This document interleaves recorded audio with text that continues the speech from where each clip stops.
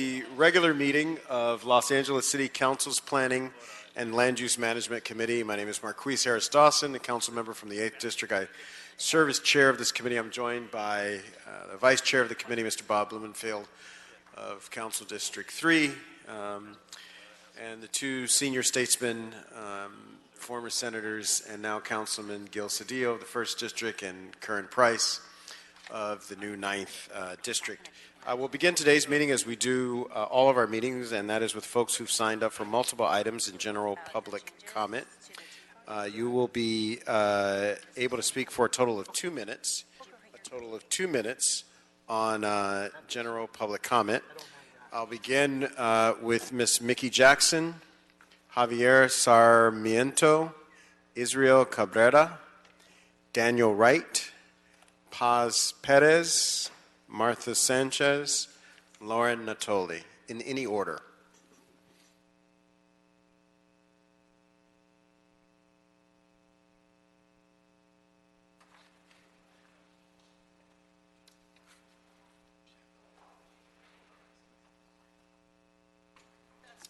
Come on, let's do it, Ms. Jackson.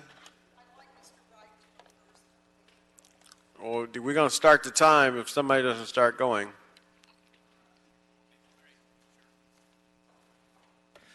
Good afternoon, council members. Daniel Wright on behalf of La Mirada Avenue Neighborhood Association.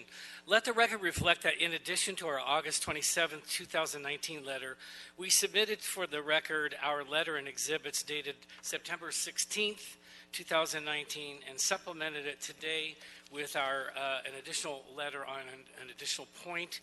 This is in regard to item number 15 of your agenda regarding the CRA's transfer of authority. With regard to the transfer of authority, our additional research since we last met on this topic shows that under the standard of the Union of Medical Marijuana Patients case, it is reasonably foreseeable, and the city has a duty to analyze the environmental impacts of this action. The city is currently proposing a negative declaration and claiming that mere adoption of these matters is not will not generate environmental impacts. But it is reasonably foreseeable that the real purpose of this transfer is so that the city can reinterpret the CRALA's interpretation of the redevelopment plans and therefore increase density above that which is authorized by the express language of the plans. In addition, our research shows that when the CRA issued its memo last year indicating it would not approve projects above certain levels of residential unit density, the City Planning Department issued a memo to developers explaining how they could apply using a conditional use permit to obtain the same amount of density.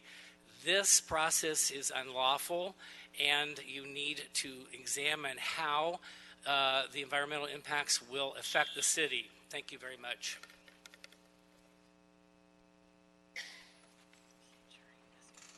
Mickey Jackson, AIDS Healthcare Foundation, Housing as a Human Right. I'm very concerned about many things that are happening, and I'm very concerned about many things that are happening right here. You know, I never thought I'd share a concern with Donald Trump.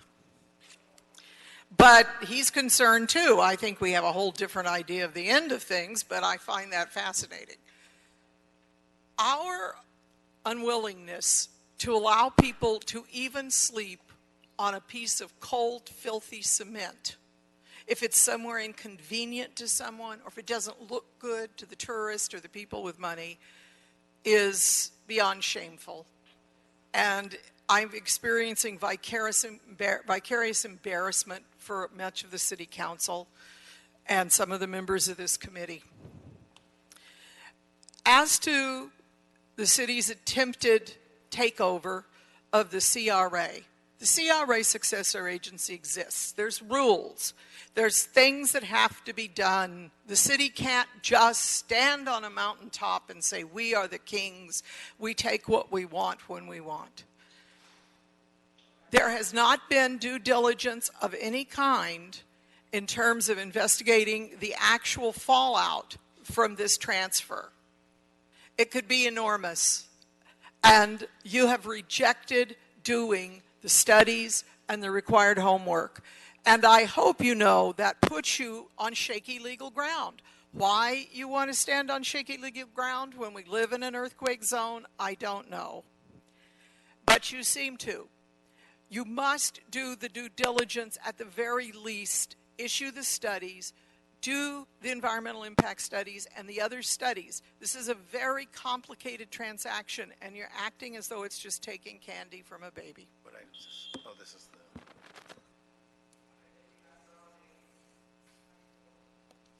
Hi, I'm Lauren Natoli from AIDS Healthcare Foundation. When it comes to California's most prominent problem, the bottom line is the homelessness crisis is a housing crisis. We don't lack affordable space to live in. We don't lack space to live in, we lack affordable space to live in. The average LA resident needs to make $47.52 per hour to maintain the median monthly rent, which is just too high. We don't have the low-income housing coming in, therefore no one can afford it. We're hoping the problem will just solve itself, but it won't. We need the proper housing in order to do that. Thank you.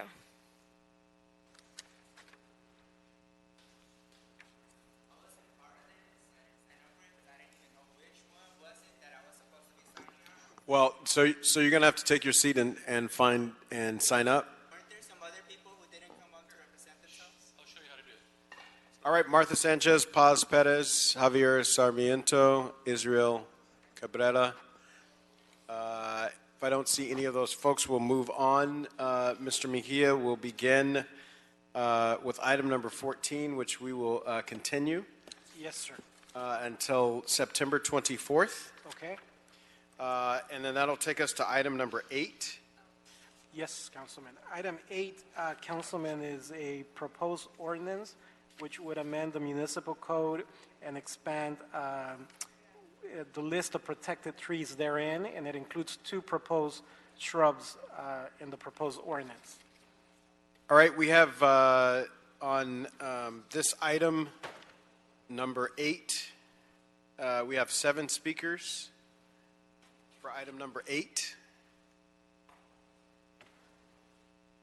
Claire Kenyon, Aaron Thomas, Jose Gama, Robin Greenberg.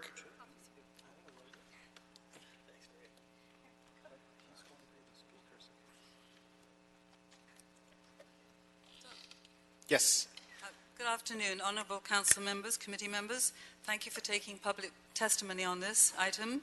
I've been Council District 13's representative. Can you tell us your name? I'm sorry, Claire Marta Kenyon. Thank you so much. Okay. I've been Council District 13's representative on CFAC, the Community Forest Advisory Committee, since I was appointed by Jackie Goldberg many years ago. And I'm proud to serve on that committee today for Council Member O'Farrell. I'm currently the Vice Chair of CFAC. I was closely involved with the creation of the original Protected Tree Ordinance, and since the Planning Commission hearing last year, I've participated in several meetings for CFAC, the Community Forest Advisory Committee, with our urban forester, Mr. Tim Tyson, Planning Department staff, CD13 representative, and the Mayor's office. The set of minutes for the last meeting showed that Mr. Tyson said he would be willing to consider a shorter measurement height of 2.5 feet. I have to go? You're done. Thank you. Okay. That's your time. Okay. Good afternoon. My name is Aaron Thomas, and I am the chair of the Community Forest Advisory Committee. Councilmember Harris Dawson and other members of the committee, I would like to read the letter which CFAC submitted actually back in January. You should each have a copy, and there's one for the record. The Community Forest Advisory Committee endorses the proposed revisions to the Protected Tree Ordinance to include the additional species of toyon and elderberry. We would like that to be with a minimum measurement of one stem of 2 or more inches in diameter, measured 2.5 feet above the ground level. In addition to the toyon and elderberries, the Community Forest Advisory Committee is interested in working with the city to include other trees at some point in time. But for this particular iteration, we would like to see Toyon and elderberry protected. So thank you very much. Thank you. Hi, my name is Jose Gama. I'm speaking on behalf of Northeast Trees.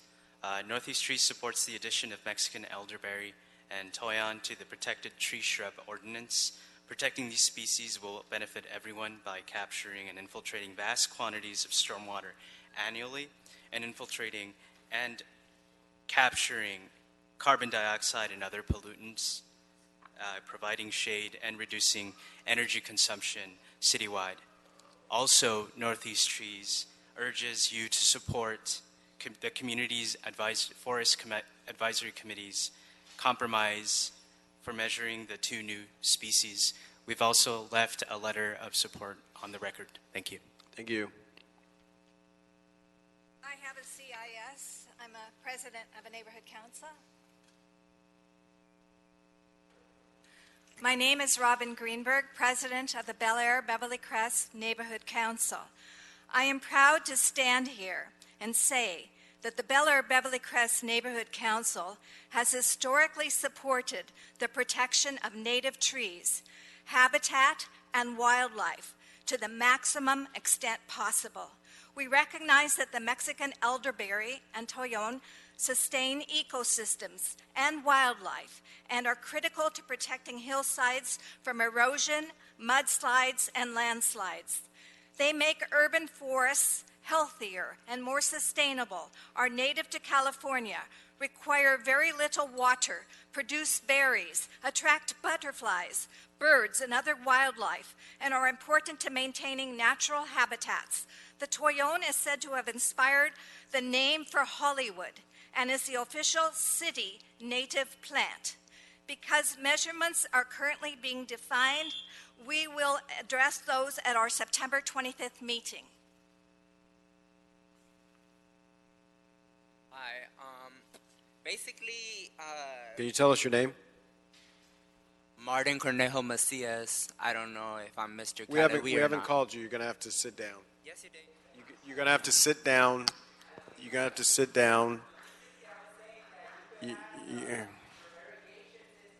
You're disrupting the meeting.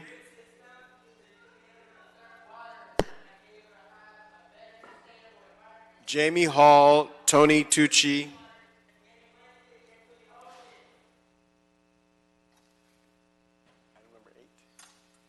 Good afternoon.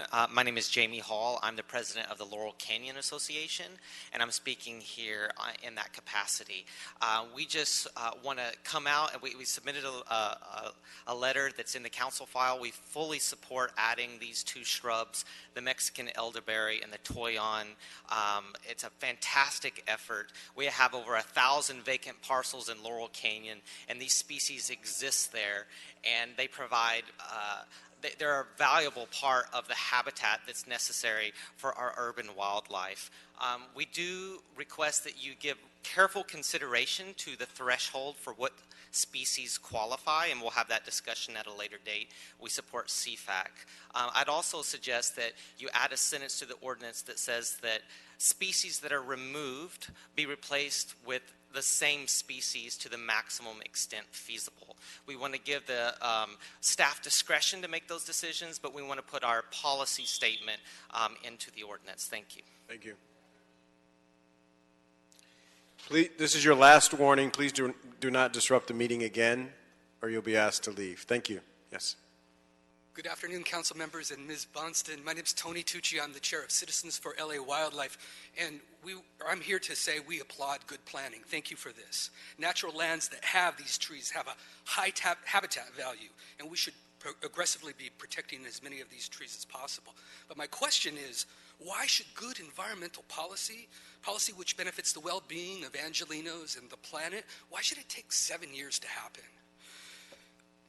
We should be fast-tracking this good environmental policy. And if it seems too hard, if it increases the workload, that's too bad. The guidance on this policy should be from our elected officials, you guys. And I want to talk for a minute about the measurement.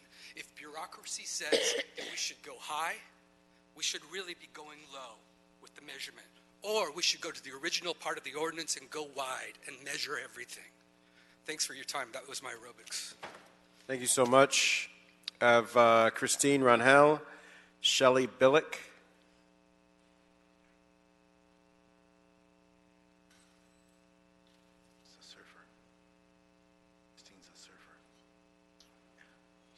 Good afternoon. Christine Rangel from the Building Industry Association. As this matter is before you today, I ask that you consider a couple of things. The first is that I understand that Public Works is still working with city planning to figure out an issue that's too complicated for me to explain right now, but it essentially sends the requirement for the tree removal back to Public Works. Public Works, there's nothing that actually is codified to say that Public Works does not have to sign off on that. So right now there are subdivision projects that are just languishing because Public Works actually does not have that jurisdiction to sign off. The second thing I'd like for you to consider is while we support trees and the urban canopy, this is yet another motion that is not essentially helping the production of housing. We have not seen any of those, but we've seen a lot that add cost. Thank you. Thank you so much.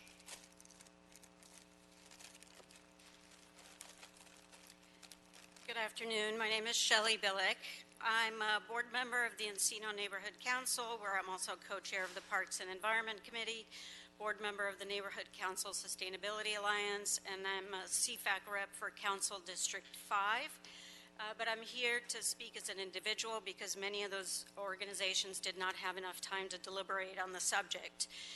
And although I strongly believe in protecting our very quickly dwindling native species, the toyon, which is the official native plant of Los Angeles, and the Mexican elderberry, as you've heard, they're drought-tolerant, fire-adapted species. They're very, very significant to wildlife, the little wildlife and birds that we have left, and they're important to control hillside erosion. I urge you to vote no on the ordinance as it is currently written.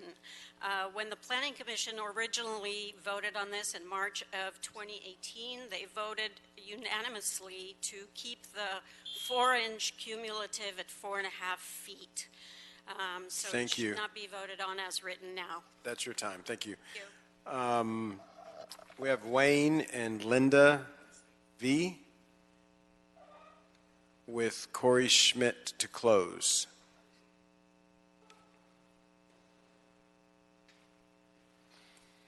Come on up. Come on up. If you're Linda, please come on up.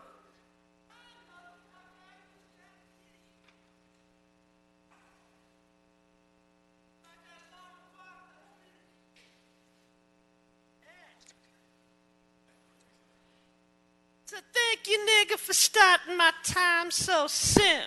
Now, plenty niggas are here in the house.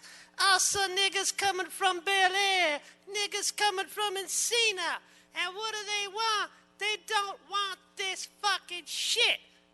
And you know what? Current Price mad as hell about this fucking shit. And Gil Cedillo mad at this shit.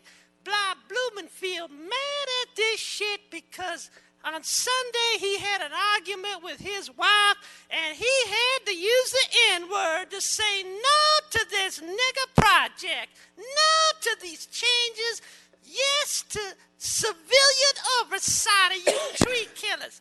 When I walk out in the park next to my tent, I take out my dick and I piss and I need a tree to urinate on, so vote fucking no to this fucking shit. Thank you so much.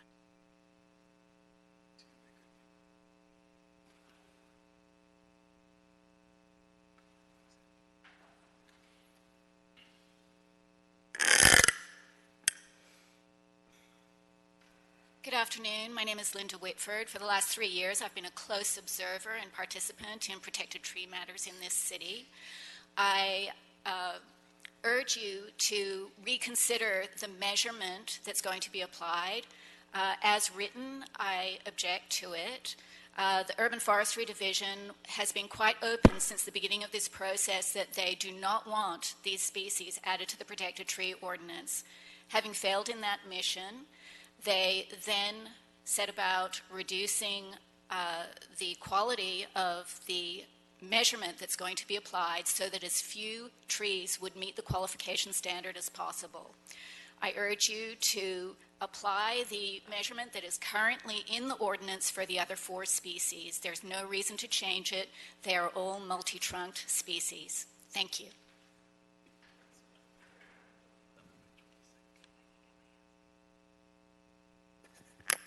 All right, Cora Schmidt for the record, just as I do with every of these meetings, public forum is a forum for free speech, so the First Amendment protects all speech. You guys heard some craziness, but that is his right to say whatever it is that he feels like. So just want to let you Mr. guys know. Spindler, this is your first and last warning. Please do not hold his time. Please do not disrupt the meeting anymore. You'll be asked to leave. Okay, so to get to the item, I wanted to say that I concur with this. I'm for it, mainly because I'm a fan of transplanting and moving trees and plants rather than just uprooting them and killing them. So that's why I am for this. Thank you. Thank you so much. So that concludes our public comment on this item, number 8. Mr. Mejia, I'm going to request that we forward this item to Public Works Committee without recommendation, and then we will hear it again once they've considered it. Very good. All right. Without objection. And then if we can look at items number 7 and 12 together, Mr. Mejia. Yes, Councilman. Item 7, this is a report and a city attorney prepare ordinance. As to number 7, the ordinance would add a new section to the Muni Code to allow appeals to the council from CEQA clearance approvals by lower decision-making bodies. And item 12, Councilman, is a motion Ryu Bonin. It's instructing city staff, housing, planning, CLA to report back with recommendations relative to the methodology as it relates to the regional housing needs assessment. Excellent. Thank you so much, Mr. Mejia. Members, there's a request that we take those items on consent. If there's no objection, that'll be the order. And so we'll dispense of items number 7 and number 12. And then move to item number 1.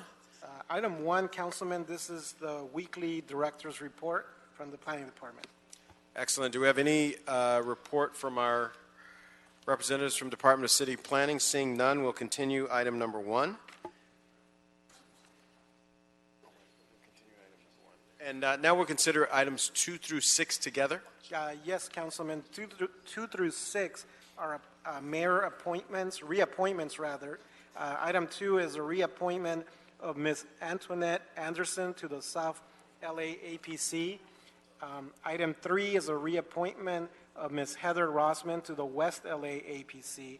Item 4 is a reappointment of Ms. Lydia Mather to the South Valley APC. Item 5 is a reappointment of Mr. Victor Sampson to the North Valley APC. And item 6 is a reappointment of Ms. Pilar Buelna to the Cultural Heritage Commission. All right, can we ask all of our returning commissioners to come to the center table, the ones that are present?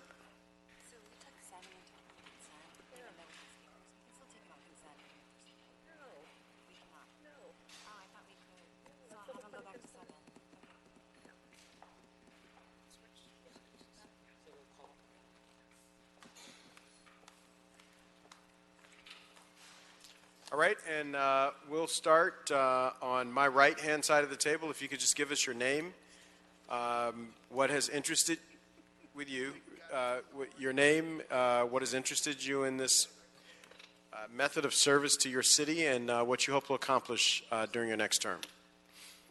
Hi, my name is Pilar Buelna, and I serve on the Cultural Heritage Commission. It's a very interesting commission. You get to go all over the city, looking at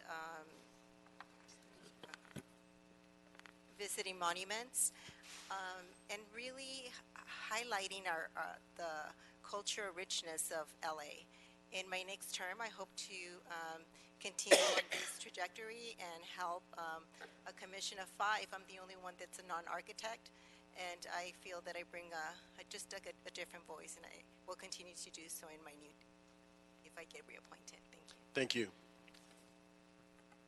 Good afternoon, Commissioners. My name is Victor Sampson. I currently serve as the Vice President for the North Valley Planning Commission, and I've been there for about the last 4 or 5 years. I think the Valley is going to continue to grow, and I think proper planning is important, and I will support that, and I'll support the city. Thank you.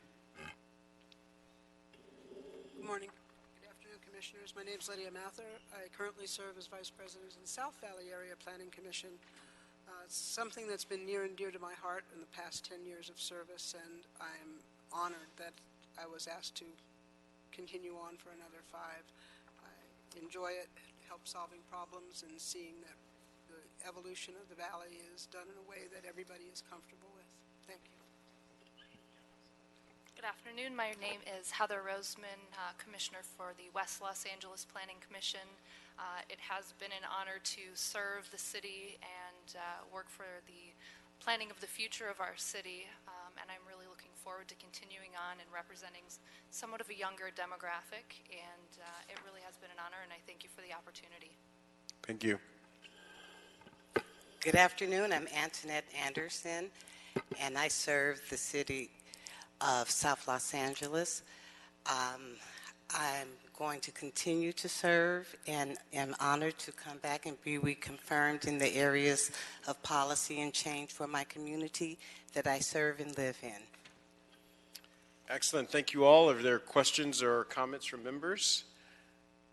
Seeing none, congratulations to all of you. We will enthusiastically forward your recommendation to the full City Council for reappointment.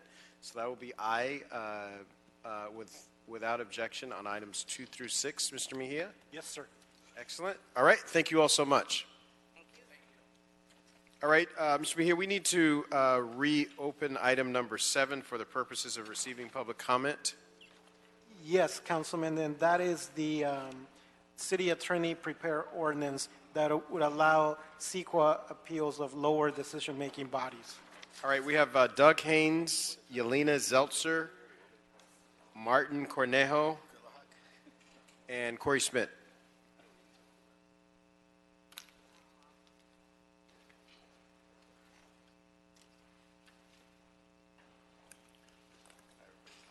Hi, my name is Doug Haynes. Thank you for reopening this for the comment that I'm going to give you. This is an issue I've been raising since you heard this last year. If you look at subsection C1 and 2 of the proposed ordinance, there's a conflict between those two.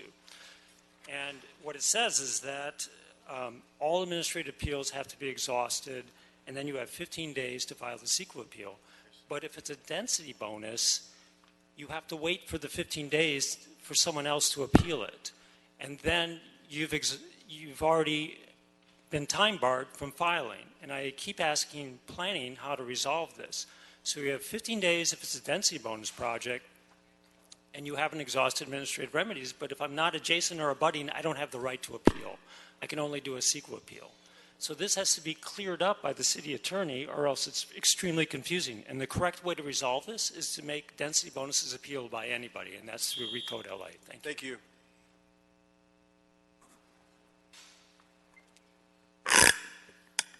Hello, good afternoon. My name is Yelena Zeltzer. I'm here on behalf of Unite Here Local 11. We represent over 30,000 members in the hospitality industry in Los Angeles. We really appreciate the ordinance providing clarity on the CEQA appeals and are generally supportive. We have a couple of small suggestions. One, we appreciate the ordinances stay on the project permits while CEQA appeals are being heard. Two, the ordinance should state that the statute of limitations to sue on the permits could also be stayed until the end of the CEQA appeal period or until council action on any item filed CEQA appeal. Three, the ordinance should state that the notices of determination and notices of exemption should not be filed until the end of CEQA appeal period or until council action. And four, the ordinance should clarify that the CEQA appeal deadline should not start until LODs have been posted online. Thank you so much.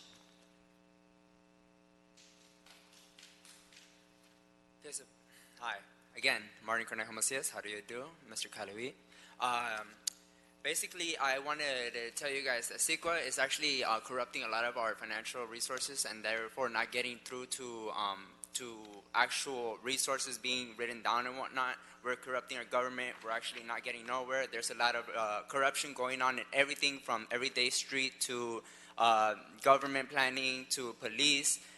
There has to be a way to be able to monitor everybody, and it's disgusting how easily it is. Like, Sophia ain't saying shit, but, you know, like, I'm just very shunned by the way that things are getting handled, and I am not getting nowhere complaining to anybody. I have complained to the Bureau, I have complained to the police department, I have complained to the mayor, I have complained to the president himself, I have complained to other countries, and I am so shunned by the way that things are being handled, so shunned that I do not have no tolerance for this. Thank you. All right, Mr. Schmidt. So this is your second time on multiple. So this will be it. Oh, okay.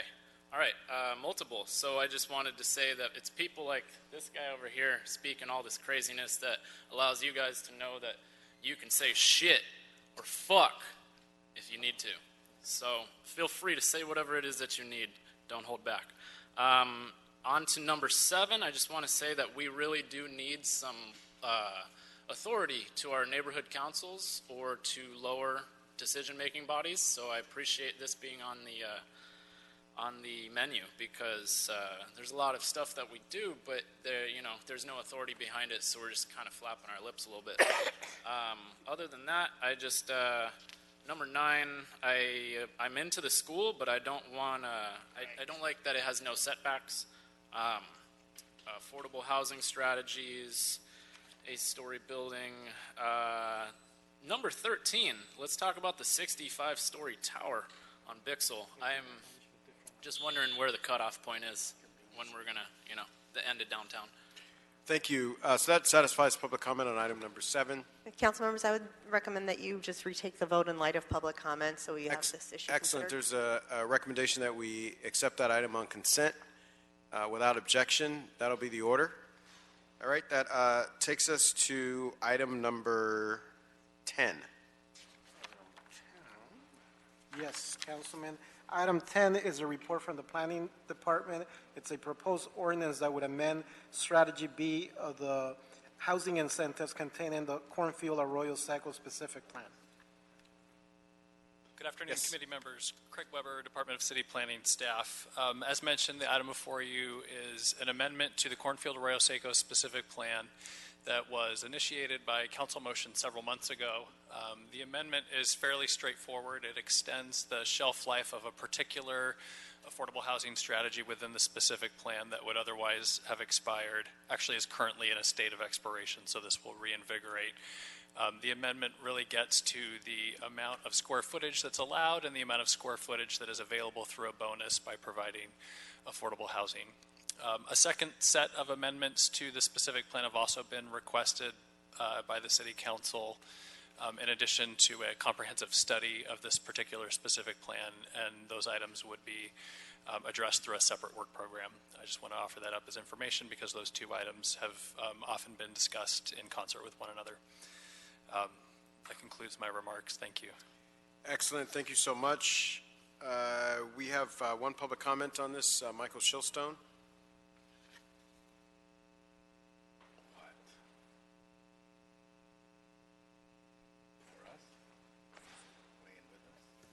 Good afternoon. I'm Michael Shilstone with Central City Association.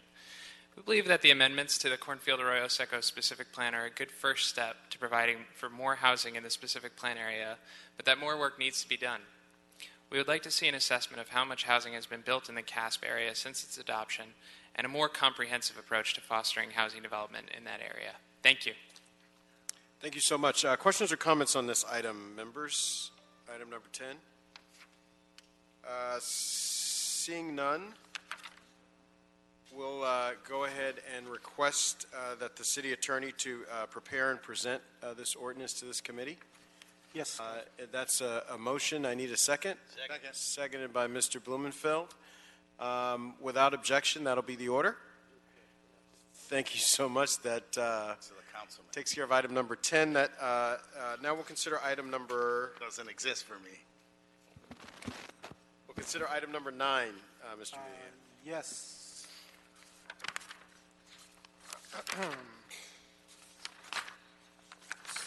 Item 9, Councilman, this is a report from the Planning Commission. It contains an appeal filed by Esperanza Martinez from UTLA, United Teachers Los Angeles.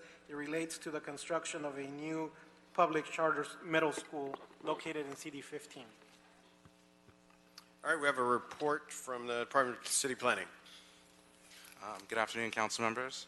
The project before you today is an appeal of case number CPC 2018-5971, CUF-SPR for the City Planning Commission's approval of the KIPP Philosophers Academy in Council District 15.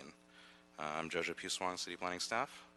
Staff submitted a response to the appellant's appeal points dated September 11th, 2019. Staff would like to reiterate that the code mandated noticing was given to owners and occupants within 500 feet of the project site.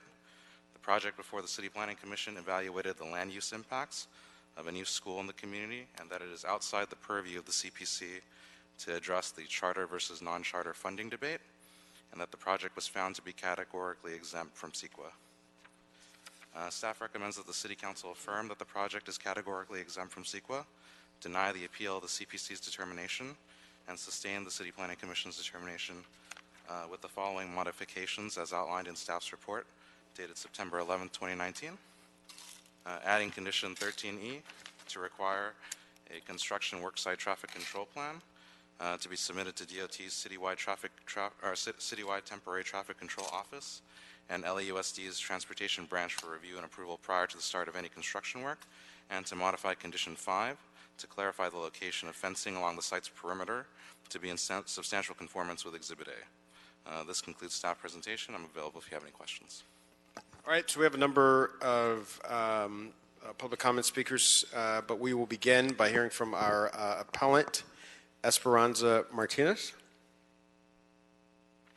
for 4 minutes and 59 seconds or less. You're on.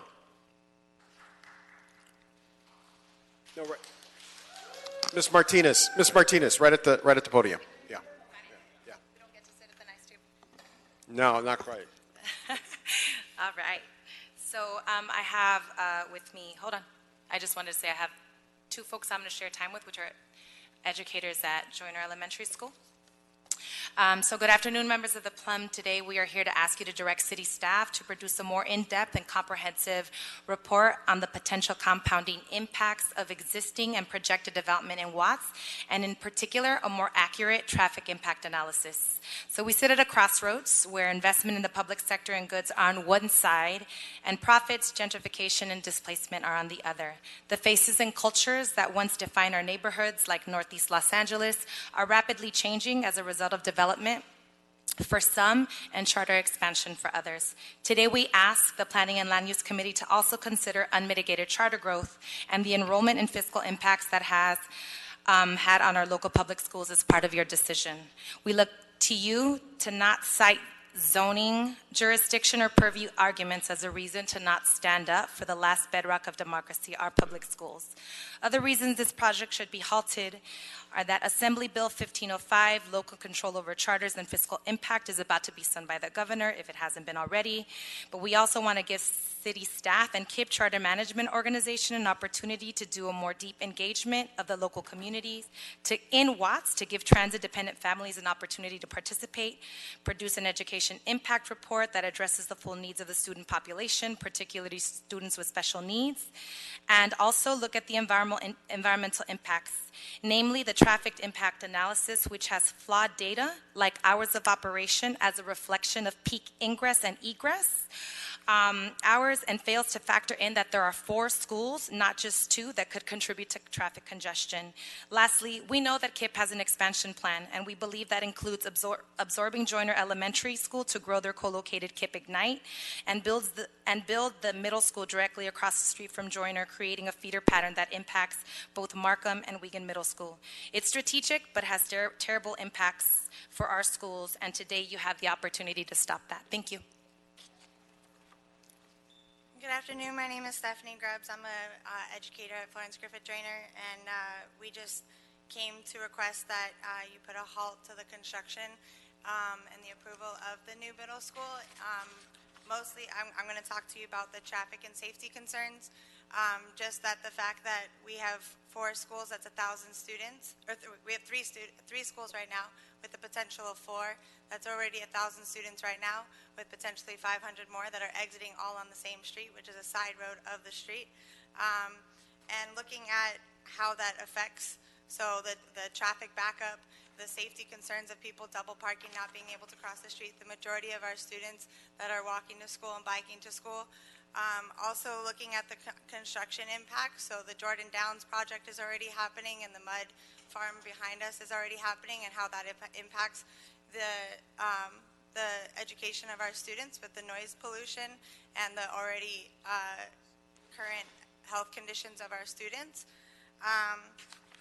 And so we just ask for you to reconsider these before approving yet another big school on the same, like, four corners right there.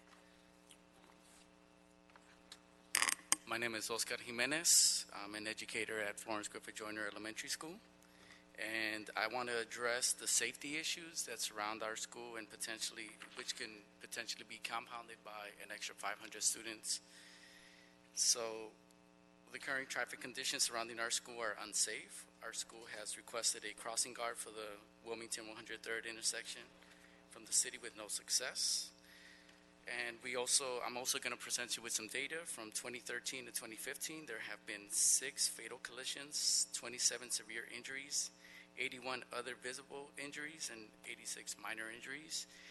The data shows that there was a 13.9 increase in pedestrian deaths from 2015 to 2016. And one of our parents was actually hit by a car because the traffic signs are unclear, and the bike lanes are also not clear, and there is no school zone sign posted in our vicinity. And with the overlapping times, starting times and dismissal times, we start at 7:30. We have bells at 7:30, 7:40, and 7:50, and which would just congest and exacerbate the current existing conditions. Thank you very much. Thank you so much. Yes. There you go. All right. Now we'll hear from our applicant rep, Michael Woodward. Sorry.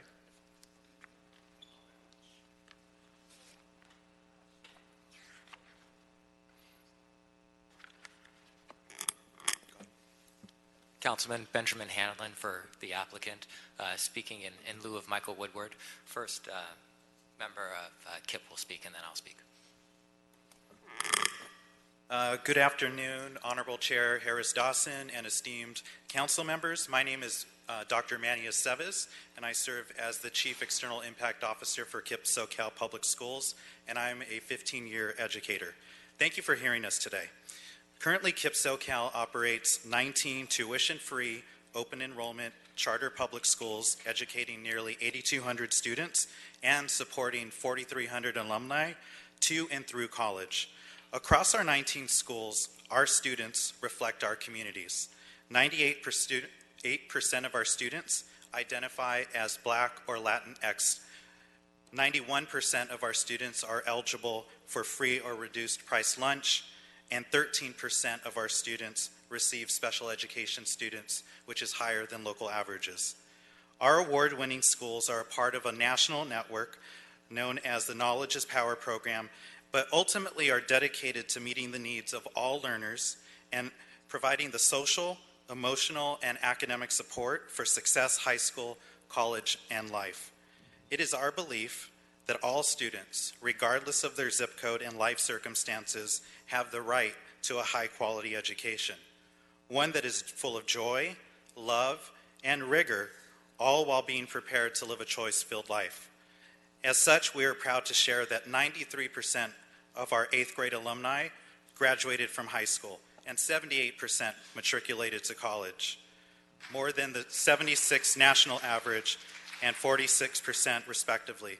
3 of our schools are National Blue Ribbon schools. 4 are California Distinguished Schools. KIP has been a part of the South LA community and will continue to be. We have been there for 15 years, since 2003. And here today, KIP Philosophers Academy was founded in 2012. We've worked hard and listened to the community to address any concerns that may have been addressed. We are pleased to have community supporters here today, and we're excited for you to hear from them in a few minutes. As staff noted, our neighbor, our partner, Los Angeles Unified School District, has some concerns regarding construction, and we're happy to incorporate the proposed suggestions into the condition of approval to address those. It is important to note that we at KIPP prioritize family and community engagement, and we will continue to do that in our efforts here. We are very excited about this opportunity to build a new educational facility in Watts, one that the community will be proud of. Our absolute commitment is to provide engaging educational experiences for all students, and we believe that this facility, a permanent home for KIPP Philosophers Academy, will allow us to further our efforts in seeing, developing, and ultimately inspiring the greatest potential in each of our KIPPsters. We respectfully ask that the appeal be denied. I'll turn it over to Benjamin Hanlon from Latham and Watkins to address any technical aspects of the report. Good afternoon, Honorable Chair, Council members. Benjamin Hanlon of Latham and Watkins on behalf of the applicant. Staff summarized well why the appeal should be denied, and we agree. The Planning Commission correctly determined that the school campus project is exempt from CEQA. There is no evidence in the record suggesting otherwise. The two-page appeal justification offers no reason to suggest the Planning Commission was wrong, and the city properly exempted the project from CEQA. The city also properly issued the CUP and the modifications to allow for a well-designed and safe school for this corner. Separately, we're happy to accept the two modifications to the conditions of approval. The appellant raised a couple of additional points. I'd like to respond to them, specifically regarding traffic and traffic safety. LA DOT reviewed the applicant's traffic study, finding that there would be no significant impacts, no safety impacts on the residents or nearby students. We agree with DOT's determination and the Planning Commission's determination. With respect to construction at Jordan Downs, the additional condition will further ensure that there's no construction impacts on the residents or the schools that are nearby. Lastly, as to safety, as KIPP is also a school operator, of course safety is a top concern, and KIPP will ensure that all safety measures are in place to protect both their students and any students who might be walking to or from school during construction. Thank you. Thank you. All right, we have a host of public comment speakers on this item. You'll have 1 minute each. We'll ask you to line up in the center aisle behind the podium until your turn comes. Teresa Jasso, Sarah Terz, Maria Gorabel, Stephanie Ibarra, Lizbeth Robles, Maria Ortega.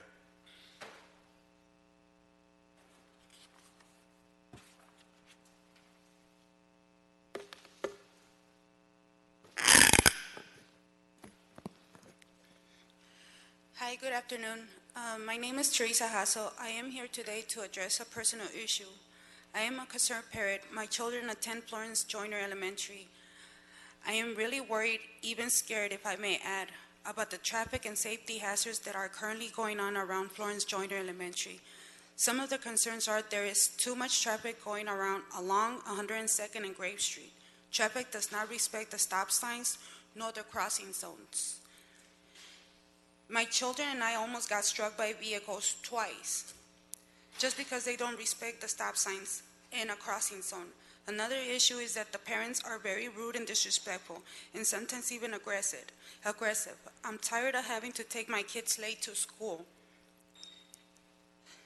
just because I have to wait for the traffic to stop. Thank you very much, and that's all I have to say. That's all the time. Thank you.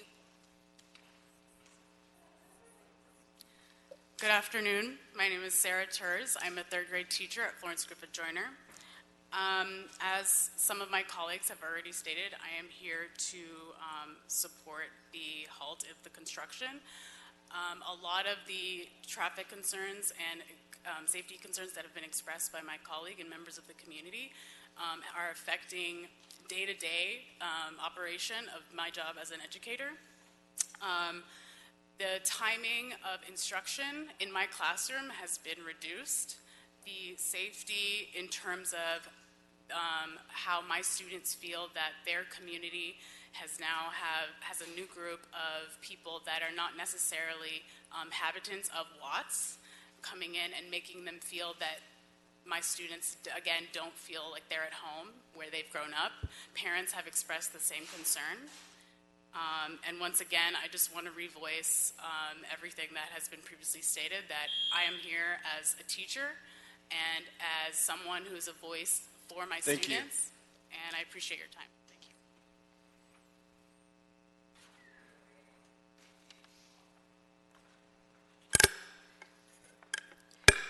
Buenas tardes. Mi nombre es María Grubel. Soy representante de padres en la secundaria de Marcan y tengo 10.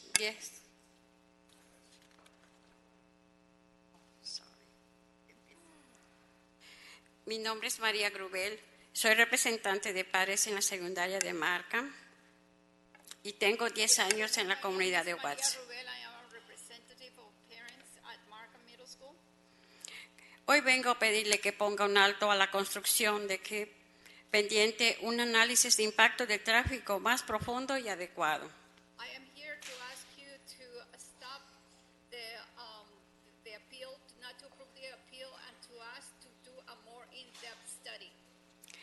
La secundaria de aquí no solamente empeora la seguridad de peatones, sino también la salud mental. En la mañana pensamos en nuestros niños cuando se van a la escuela. El tráfico no respeta a nuestros niños. Todos con el pensamiento de llegar y dejar a sus niños, de llegar al trabajo o otros que quieren ser primero. I am very concerned for the safety of our... Is it working? Yes. I am very concerned for... Yes. I am very concerned for the safety of the children. We have middle school students, elementary school students, and we are all rushing to take the kids to work. The parents have to go back to work. So that's a very concern that I have. Que tiene estrategias de crecimiento. ¿Y dónde creen ustedes que van a traer a los estudiantes? ¿De las secundarias de Markham y Wigan? Son decisiones de póliza y zonificación. Tienen consecuencias. Esperamos que tomen en cuenta las familias quienes dependen de nuestras instituciones públicas. I think that we already have schools. We have Markham Middle Schools and other schools in the area. They are public schools. And where do you think all the other students are going to go if they are going to go to KIPP? We should keep our public schools. They are public and they're for everyone. Muchas gracias. Buenas tardes. Thank you. Good evening. Good afternoon. Good afternoon. My name is Maria Ortega. I am also an educator at Florence Griffith Joyner Elementary. One thing that I wanted to bring up was that the report that was just shared with us does not take into account the current co-location that is at our school that has impacted us already in these just first 5 weeks of school.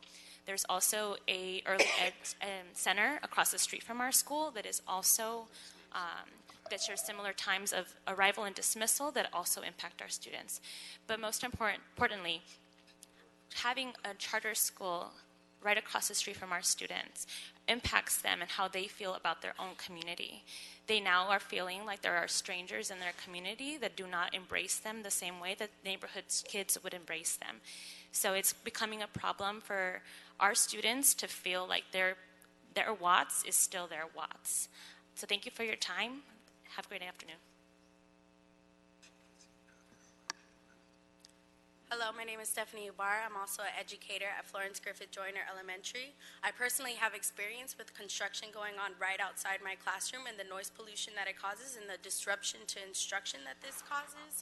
I also want to point out that the reports that were just shared do not consider peak dismissal times and peak traffic times when parents come and pick up their students. This has been caused major issues in the area in terms of how students are being able to pick up, and it brings up safety issues and safety concerns. And I really want to make sure that we are considering and we're making sure that we are providing deep reports and deep analysis of the possible issues that can be brought up by KIP across the school. Thank you.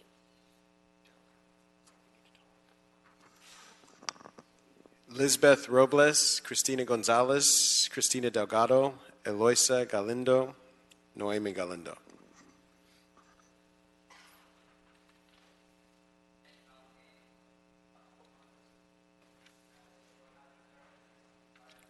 Good afternoon. My name is Can we excuse this gentleman from this hearing? It's the third time he's disrupted the meeting. If you can excuse yourself. If you can excuse yourself, you continue to disrupt the meeting. No one spoke when it was your turn to speak, and you're drowning out people who showed up here to take up a very, very important issue in their community. Yes, my apologies. My name is Christina Gonzalez. I am a first grade teacher at Florence Griffith Joyner Elementary in Watts.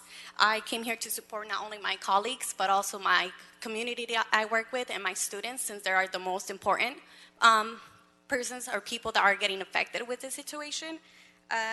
My concern is that students are not being respected, not only the regular educational students, but also special ed during dismissal and arrival times.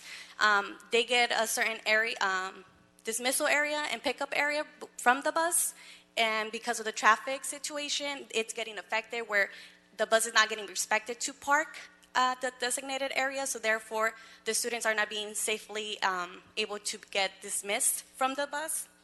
Also, a lot of our students are from our community and they're not being respected as they are not.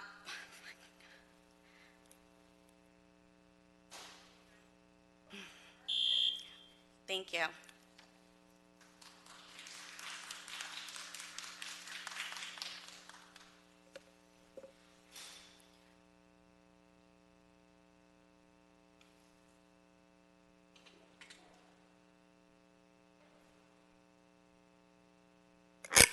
Buenas tardes, mi nombre es Noemi Galindo.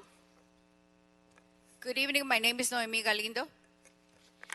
Me gustaría contestarle a las dos personas representantes de KIP que vinieron a dar su informe aquí.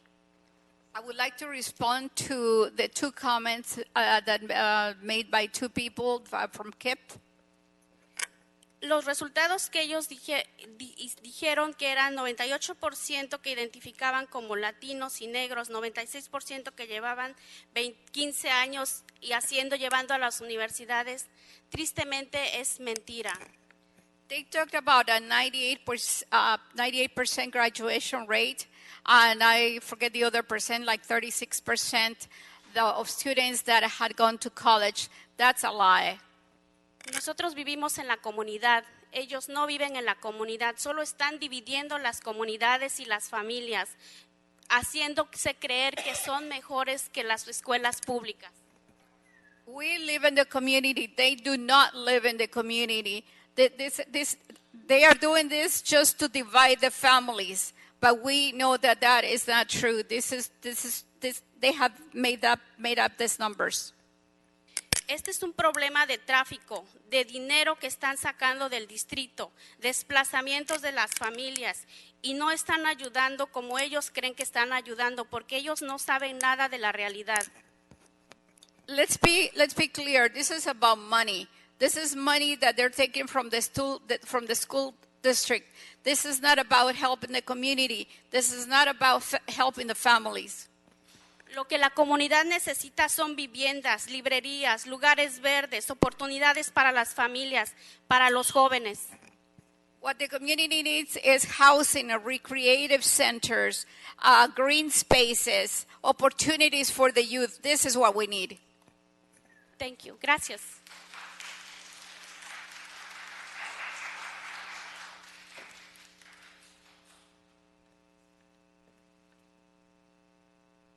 Buenas tardes a todos los que están aquí presentes, padres que están aquí de KIP. Quiero decirles que no estamos en contra de ustedes ni de sus hijos. Good evening, everyone here, especially the parents for KIP. First of all, I would like to tell you to let you know that we're not against you or against your children. Soy de grupo de Eastside Padres contra la privatización que estamos en el este de Los Ángeles, Rose LA, que estamos reclamando las escuelas que nuestros hijos merecen. I am from Rose, LA, Reclaim Our Schools, LA.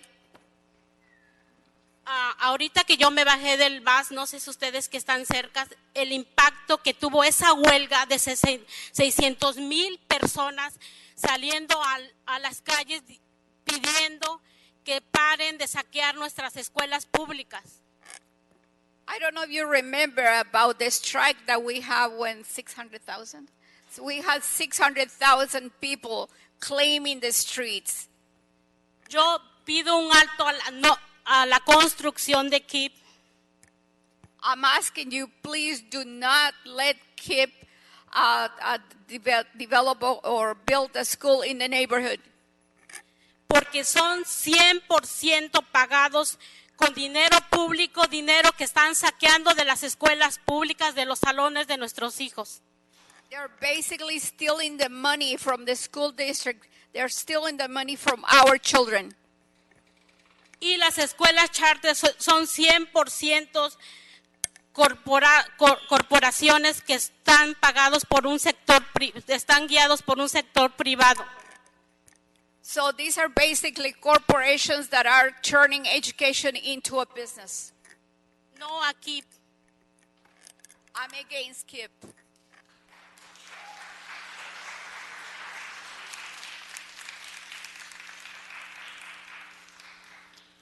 All right, Catherine De La Cruz, Edgar Ortiz, Phyllis Carrillo, Maricela Acuña, Estrella.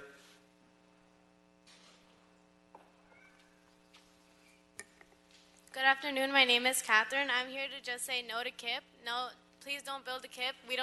There is no need for KIPP schools. There are plenty of schools. There's a school right there.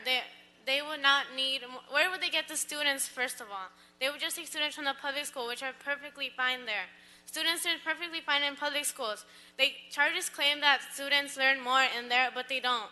I know plenty of students that transferred from middle school that were charter schools up to high school and public high schools, and they're one of the lowest scoring kids in the classes. They say that they graduated with high grades, with honors and all that, and they really don't. They're like, they need help. They need the most help because they get fake scores saying that they're really smart or that they know more than us, and they think that they're smarter than us, but they're really not. I'm not saying that they're dumb or anything. They're not better. They can't be saying that they're better. And there's kids that bully public school kids. Thank you. Excellent. All of our kids are great. Thank you so much. You're amazing.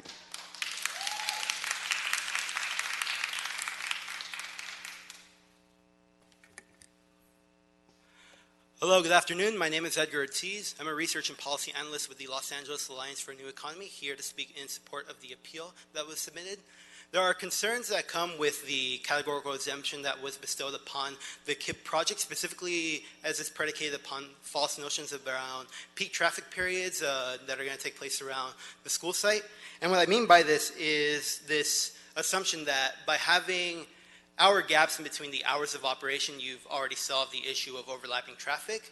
Anyone who has been at a school site in their capacity as a student, a teacher, or a parent recognizes that much of the traffic that is concentrated during the peak periods happens when schools are in the process of getting kids into classrooms for the bell schedule.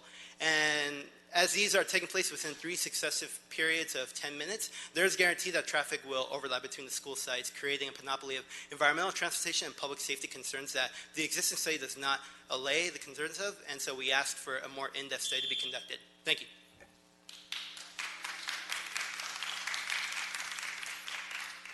Good afternoon. My name is Phyllis Carrillo, and I am the school leader and a founding teacher at KIPP Philosophers Academy. Our school's mission is to provide scholars with an excellent, well-rounded education so that they can create a positive impact within their communities. Over the years, we have had to learn to provide a quality education on multiple temporary sites.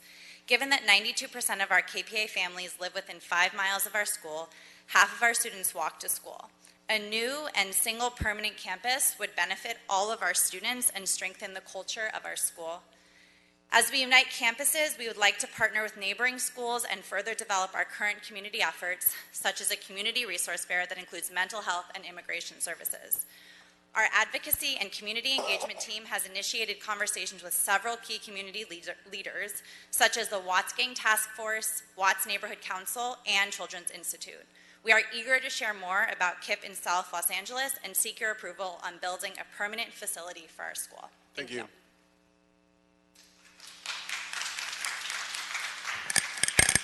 Good afternoon. My name is Maricela Acuña. I'm a proud KIPP parent and mother to KIPPster Sofia in first grade. My daughter started her primary education at KIPP Corazon, located in Southeast LA, where she learns and continues to grow in the core values of zest, grace, truth, and love. That past year, I was nominated to be a family ambassador by my child's school principal. As a family ambassador, I attend monthly meetings and workshops where I learn how to advocate for key community issues and how to better advocate for my school. I then relay this information and share these resources with my school. KIPP has been a great place for my family to learn and grow. They have provided parents with community resources while providing a place where we feel welcome and are able to contribute to helping our community blossom. KIPP is true community, and I am happy that we have been a part of this. Thank you for your support in KIPP Philosopher's Permanent Home for all students and future students. Thank you.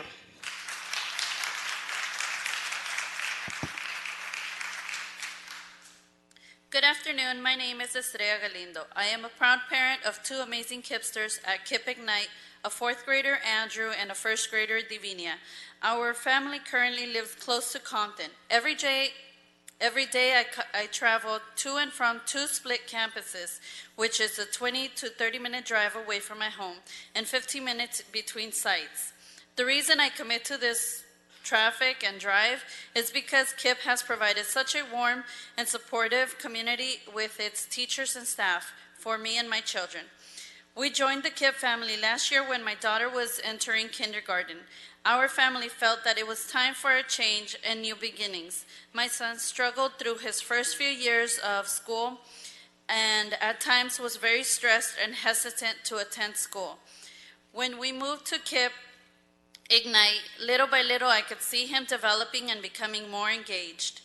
He grew 3 grade levels in one school year at KIPP, which made him more confident and happier. My son will always be going to middle school with KIPP if you guys allow it. Thank you. Thank you. Thank you. Claudia Torres, Aida Garcia, Daudi Shirelles, Leticia Martinez, Hilda Amelia Rodriguez Guzman.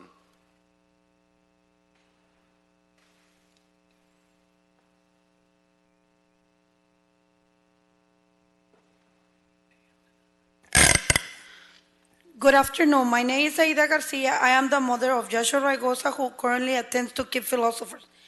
And I'm the mother of KIPPster alumni Albert Raigosa. I am proud to say I have seen Joshua and Albert growing in their time at KIPPster. They are confident and respectful young men who, with both KIPP Philosophers and our family support, have establishment goals for their future. My oldest son currently attends to Alliance Summit Tech, located in Watts, having a new facility closer to my other son, and it will help him to grow. And the saying that he was at the Philosophers. I am here to support them because I'm working hard to build good kids. And I believe in the education, and I believe in KIPP Philosophers. I would like that you guys support it because we're here to help our children.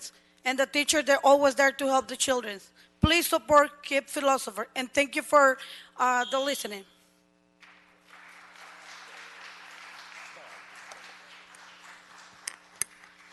Good afternoon. My name is Hilda Rodriguez Guzman. I am a founding parent of the Accelerated Schools. 3 of my children attended the Accelerated Schools, which is a group of charter schools in South LA in District 9 since 1994. Currently, my grandson attends TAS. It's a sister school. I'm a proud member of ACE and Reclaim Our Schools LA. Over my 25 years as a charter school parent and 48 as a resident of District 8, I have been personally negatively impacted by the saturation and unregulated growth of charter schools and how they have negatively impacted our most vulnerable communities. Safety is a huge problem and a huge concern, not only for the residents, but also for charter school students and families that do not live in the community and for people that do. I strongly urge you to halt this project until more in-depth analysis and impact is done, as well as I will send you a report on, which is called the State of Denial, on the lack of services and supports for children with disabilities at charter school, which my children have been negatively impacted.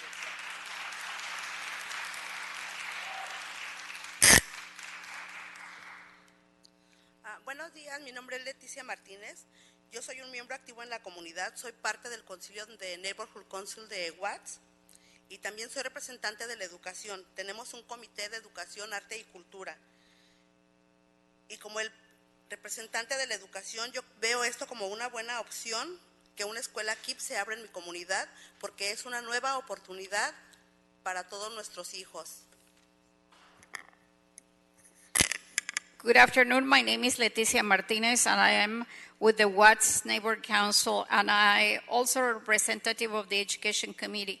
As an education representative, I see the option of KIPP philosophers in Watts as a great opportunity for the community. Tengo como experiencia uno de mis nietos, ahorita tiene 6 años, él salió graduado de un kinder KIPP y él está leyendo muy bien, él salió leyendo y escribiendo. Yo estoy contenta y orgullosa que le han dado educación de calidad. My grandson, Javi is his name, attends a KIPP school, and the experience he had in that school was wonderful. He learned to read at his grade level immediately. The teachers were always willing to help him, and everybody there was not just helpful to him, but to our family. Como padre he sido bien recibido en la escuela, tienen personal bilingüe, me han atendido con amabilidad y respeto y me han dado la oportunidad de poder expresar mis necesidades a la escuela. He tenido diferentes apoyos, pero el principal apoyo que quiero es el de una buena calidad para todos los estudiantes. Can I translate? Yes. Okay.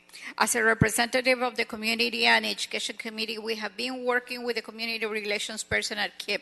We have had meetings with KIPP to discuss the school's plans, the community's needs, and how we can have a successful partnership for the betterment of our community. At this moment, a lot of redevelopments are happening in Watts to improve the quality of life for our people. We welcome KIPP to be part of this and be part of our family at Watts. Thank you. Solo lo último para terminar, porque la traducción me quita tiempo. Yo vivo en Jordantown. La reubicación que se ha hecho en este proyecto ha sido espectacular y así espero que va a ser el de KIPP. En nada nos va a afectar. No me preocupa el tráfico porque tenemos ciudadanos que tienen que cuidar eso y nosotros como padres queremos una educación de calidad para nuestros hijos. Gracias. This was not part of my speech, but I would like to add that I live at Jordan Downs. This has been a wonderful a new development now. And just as we are dealing with traffic with this new development, I am sure that there will be people who would take care of all the different needs in the community. Okay, thank you. Daoud Shirelles, Martha Sanchez, Paz Perez, Emmanuel Glover.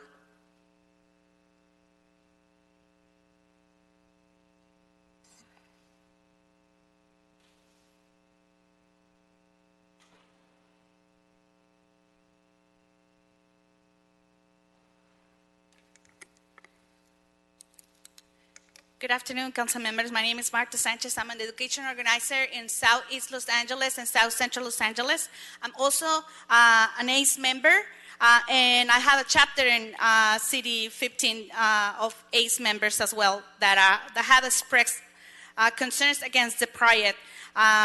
We are against because schools shouldn't be excluded from the secret process. My daughter works in a charter school, and my oldest son went to a charter school, so I know perfectly how the parents feels about the charter. Nevertheless, we are not debating academics. We are not debating graduation or successful stories. We are debating safety concerns. And the reason why we are debating safety concerns is because most cases, most problems came from safety around schools. So as a member of the City 9 District and resident, I want to express concern about the many things that have happened about traffic, incidents, accidents, and fatalities. So we don't want to repeat the story in City 15 District. Thank you.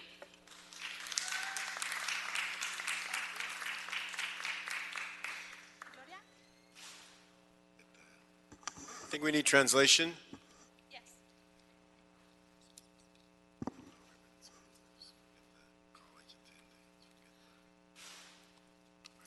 Hola, buenas tardes. Mi nombre es Paz Pérez. Estoy aquí porque soy parte de la organización de ACES.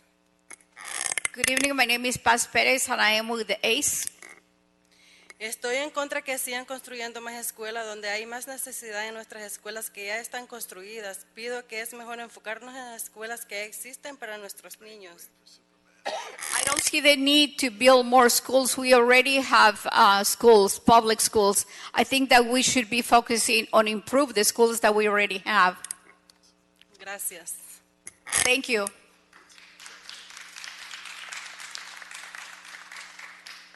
Good afternoon. My name is Emmanuel Glover. I'm the proud father of two Kipsters, Inaya and Donna Glover.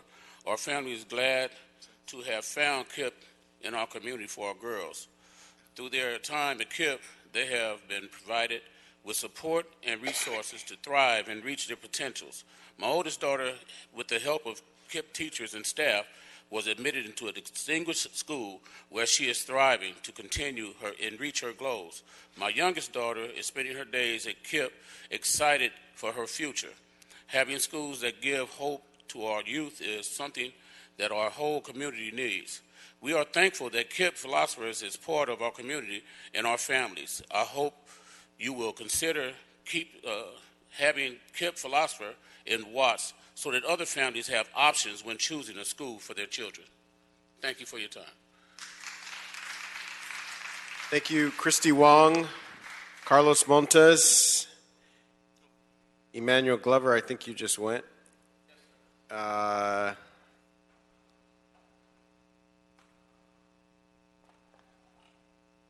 And Sonia Esperanza. Good afternoon. My name is Christy Wong. I want to reiterate the comment letter I submitted on behalf of LAUSD. Due to the fact that Florence Griffith Joyner Elementary School is located approximately 65 feet south of the proposed project site, and 102nd Street Early Education Center is located approximately 225 feet west of the proposed project site, LAUSD is concerned about the potential negative impacts of the project to our staff, students, and parents traveling to and from these schools. Since the project may have an environmental impact on these schools, recommended conditions such as staggering start and end times with existing schools and requiring contractors to maintain safe and convenient pedestrian routes to all nearby schools are designed to help reduce or eliminate potential impacts. Thank you.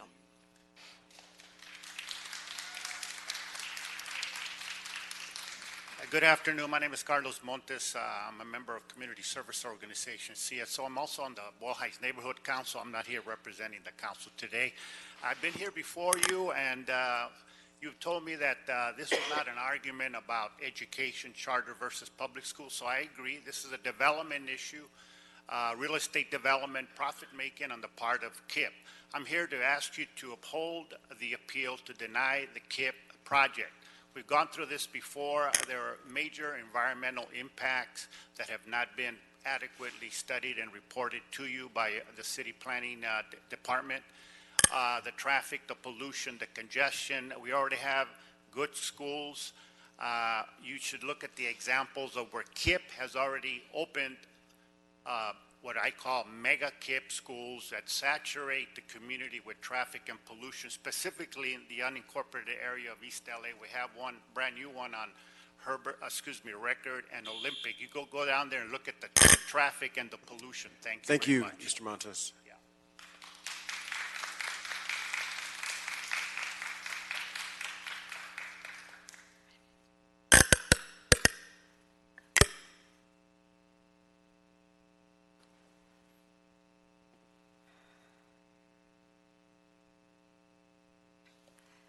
buenas tardes. Mi nombre es Sonia Espinosa y mi hija se llama Kimberly y es alumna de... Good evening. My name is Sonia Espinosa, and my daughter's name is Kimberly. Mi hija es de educación especial y cuando encontramos KIP pude ver cómo el maestro de recursos apoya a los alumnos que tienen IEP y el tiempo y la dedicación que se les da. My daughter is a special education child, and when she started going to KIP, we found a very good teacher who can take care of her special needs. Como mi hija tiene una IEP, es muy importante tener en la escuela a alguien que crea en ella y que establezca expectativas altas. My daughter has an IEP, so I need a school where they have high expectations for her. Necesitamos escuelas como KIP para darles la esperanza que necesitan y les pido por favor que aprueben un sitio permanente porque tenemos el derecho a escoger una escuela con educación de alta calidad. And I am asking you to approve the construction of this school because all children need a high quality education and parents have the right to choose the school where they want their kids to go. Cada estudiante necesita que alguien crea en ellos sin importar los obstáculos que deben enfrentar. We should believe in every child. It doesn't matter what are the obstacles that they need to overcome. Es todo. Muchas gracias. Thank you.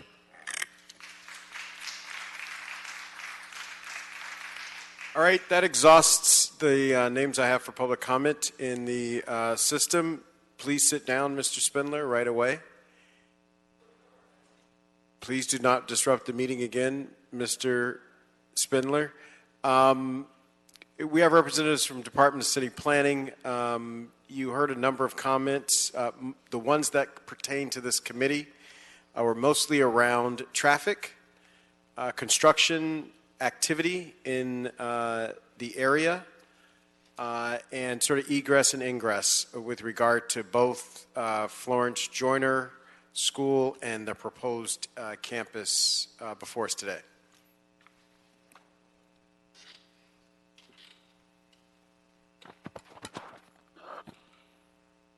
Judge of Peace City Planning staff. Just wanted to reiterate that a traffic study was conducted for this project and was reviewed by the Department of Transportation and determined, they analyzed 13 studied intersections and determined that no significant impacts would be found. The project has been conditioned under conditions 17 and 18 to require a traffic management program and the appointment of an overall traffic coordinator. The traffic management program would ensure that all drop-off and pickup would occur on-site. It also requires that monitors be placed at I'm sorry, let me stop you. So all drop-off and pick-up on-site, so it wouldn't be on the sidewalk or in the street, it would be on the actual property? That's correct. The cars would have to enter the alleyway, and then all drop-off and pickup would be occurring on-site. Not in the alley? Not in the alley. Got it, okay. In addition, concerns regarding pedestrian traffic and things of that sort. There is a condition 13D from the Department of Transportation. 4 months prior to the opening of the new school, the applicant shall contact the Southern District Office to coordinate the installation of any necessary traffic controls, school warning, and speed limit signs. So there will be an opportunity for DOT to review appropriate signage and pavement markings and things of that sort in association with the new school. And finally, the project And will this address, a couple people talked about the Florence Joyner School not having school zone signs even without this project. Will there be school zone signs after this or going forward? Judge of Peace City Planning staff, that will be determined by DOT moving forward, but in consultation with the applicant, they'll work out a signage program that's appropriate. We don't have anybody from DOT here? Okay, go ahead. Finally, DOT's citywide temporary traffic control office will review the project, and as a modification to condition 13, we were going to recommend the addition of a coordination between DOT's citywide temporary traffic control office and LAUSD's transportation branch to review the construction plans. They'll also determine and show the location of roadway or sidewalk closures, traffic detours, haul routes, hours of construction, protected devices, etc. So there are conditions on all of those. Correct. And how are those conditions monitored? What's They'll the be monitored proposal by to monitor them? They'll be monitored by the Department of Transportation and LADBS. Okay, and so if any of the folks who spoke today see deviations from those conditions, what should they do? Judge Pisong City Planning staff, there will be a sign posted at the site providing contact information for the construction management, and also they can call 311 to report any violations to building and safety if there are issues. Excellent, thank you so much. Questions and comments, members? Mr. Cedillo?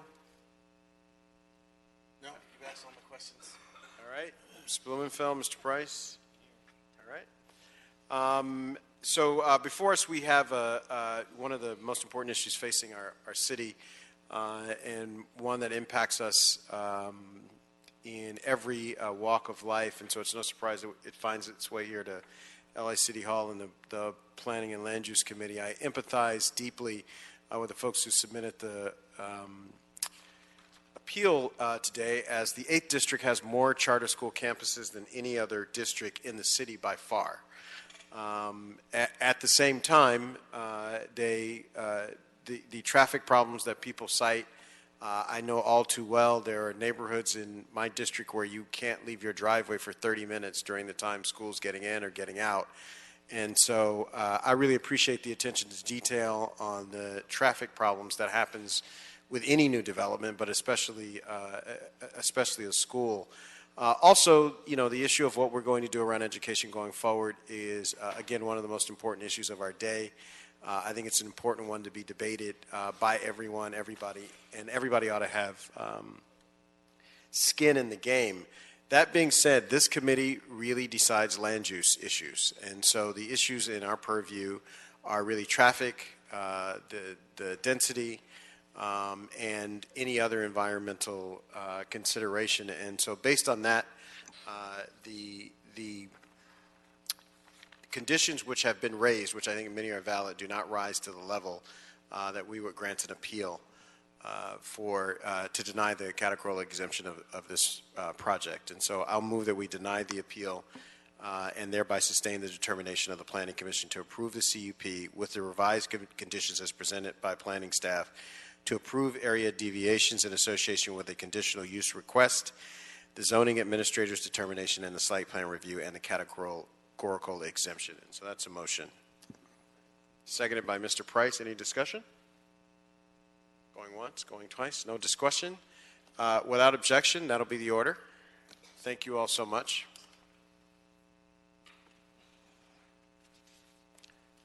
That takes us to item number 13. Yes, Councilman. Item 13 is a Planning Commission proposed ordinance. It would establish a new sign district, and it also involves the transfer of floor area rights. There are two appeals, one by the applicant and a second appeal by 926 James N. Wood Boulevard. That's the LLC. And the project is a mixed-use project located in CD 14. All right, we have a report from staff. Good afternoon, Jason McRae with the Department of City Planning. Before you today is the Olympia Project, a mixed-use development consisting of a hotel, residential condominium units, and commercial space located at 1001 Olympic Boulevard. On December 19th, 2018, the Deputy Advisory Agency certified the Olympia Project Environmental Impact Report and approved vesting tentative tract map 74868 for the merger and re-subdivision of a 3.15 net acre site into 5 ground lots and 48 airspace lots. On January 14th, 2019, this action was appealed by the Laborers International Union of North America Local 300 and subsequently withdrawn, rendering the DAA's approval of VTT 74868 and certification of the Olympia Project EIR final.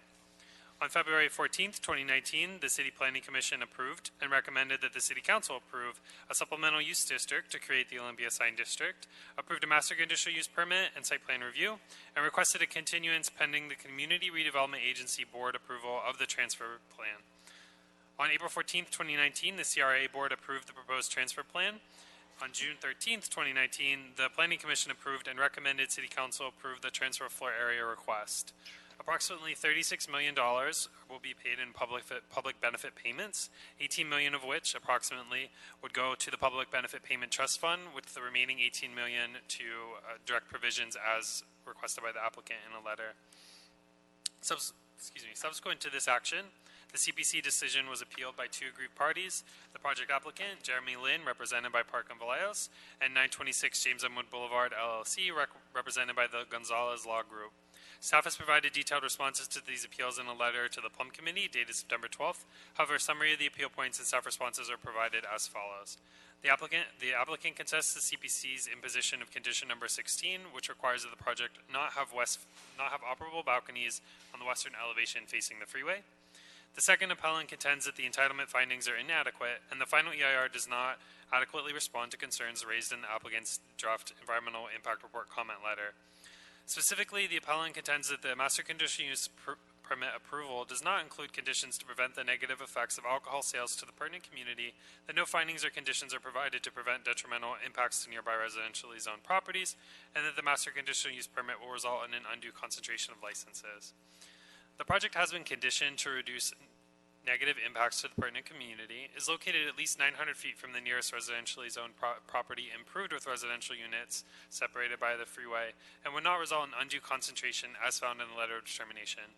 The appellant also contends that the project fails to comply with the housing element objectives. The appellant provides no evidence to substantiate this claim, and as in detailed in staff's findings and provided in the LOD, the project supports the goals and objectives of the housing element by providing additional residential units in a mixed-use, pedestrian-oriented site, close to transit, amenities, entertainment, and jobs in the downtown center. Finally, in response to the comments that the appellant's concerns were not addressed in the draft EIR, as the Olympia Project EIR was certified by the DAA on January 29th, 2019, deemed final following the withdrawal of one appeal, the adequacy of the EIR is not before you today. In addition, the appellant did not bring forward any new information as part of the appeal not provided in the draft EIR comment letter, which in compliance with CEQA has been fully addressed in the final EIR. Based on the information provided, staff recommends the Plum Committee deny the appeal for the cases CPC 2016-4888, TDR, SN, MCUP, SPR, and accept the updated open space table as part of Exhibit A, as well as any corresponding revisions to the findings and condition of approval related to this update. In addition, staff has submitted technical modifications for your consideration to the text of the Olympia Sign District with the following revisions: elimination of definitions already contained within the LAMC, clarifications pertaining to the permitting process, clarifications related to the maximum number and sign area of signs permitted by the sign ordinance, and updated language to reflect the removal of signs B and C as conditioned by the City Planning Commission. That concludes staff presentation. Staff is available for any questions you have. Questions or comments from members? Hearing none, we will ask the appellant, Representative Michael Gonzalez, to present for 5 minutes.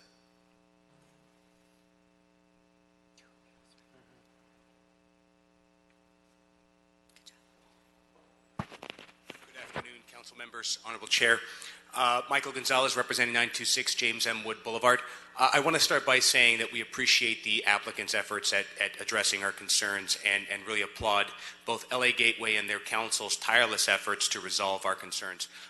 We are now supportive of the project as proposed by the applicant and are no longer in an appeal posture. Thank you. All right. As a matter of order, I'll call on the appellant representative, if you must. I'm sorry, the applicant representative, Mr. Park.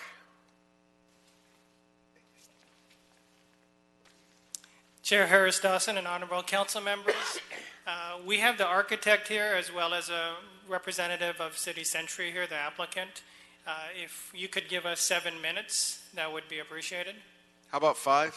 Okay, we'll take 5. Thank you. Chair Council Member Harris Dawson and honorable council members, I am Simon Kaplan of City Century, the developer and sponsor of the project.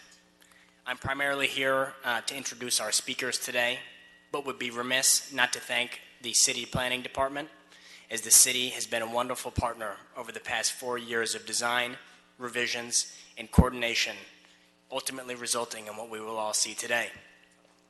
I'd also like to thank the council members for giving us the time today, as we are very excited to present what we truly believe to be a project for a future of Los Angeles in a walkable, sustainable, and beautiful way. And with that, here's James Dewald, architect at Skidmore, Owings & Merrill. Thank you. Thank you, Simon, and thank you to the committee for the time and your consideration. I'd like to give you all a brief overview of the project today and to explain some of the inspiration behind our design. Hopefully you all have in front of you this short packet just to orient everyone on what we're looking at today.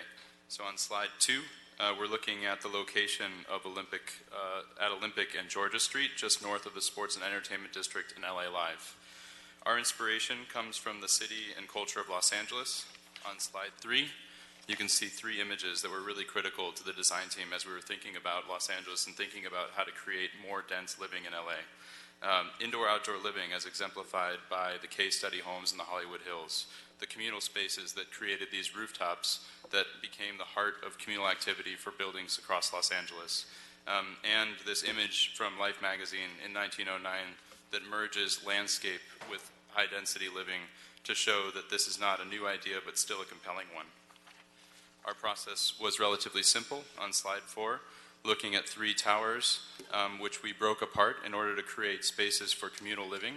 And then we shifted the trays, we shifted each floor to create balconies and terraces on each floor to create indoor-outdoor spaces for LA living.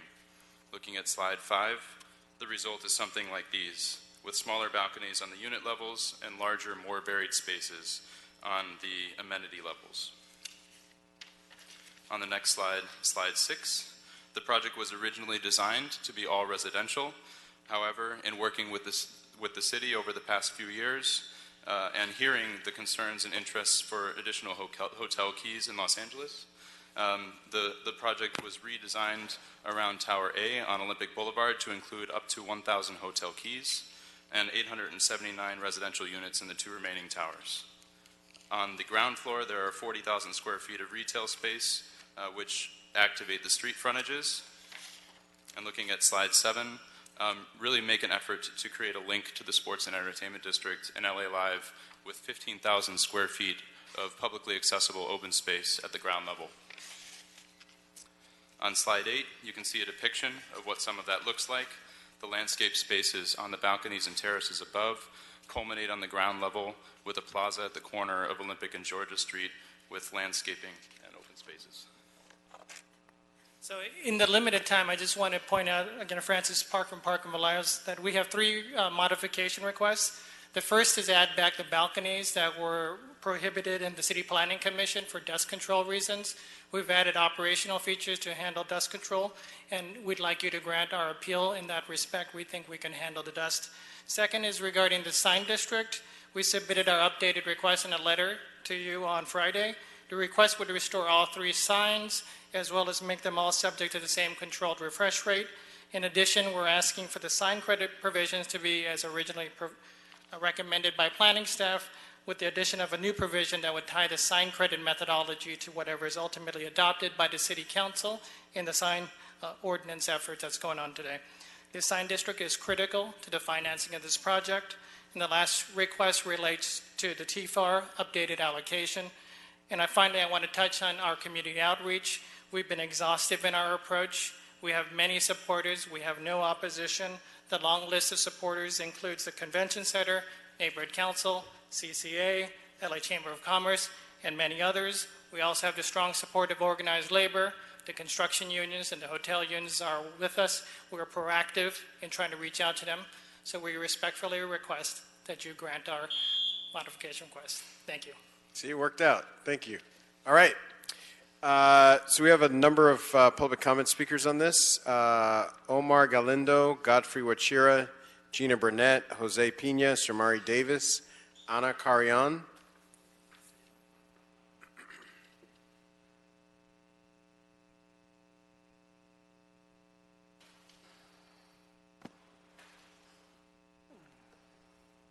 Good afternoon. My name is Shamari Davis. I'm a business rep for IBW Local 11, and we are here to support this Olympia project.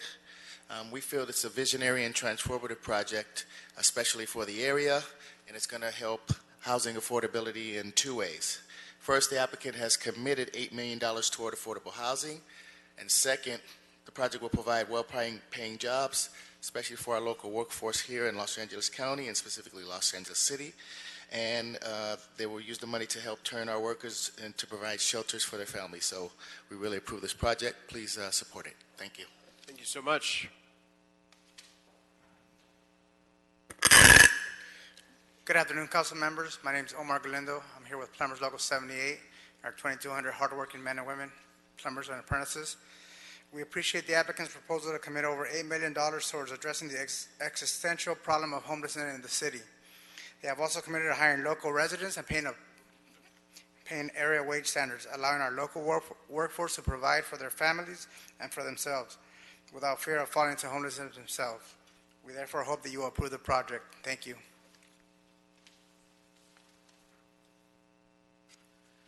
Good afternoon, council members. My name is Jose Pina with Creed LA, and we are in full support of the project.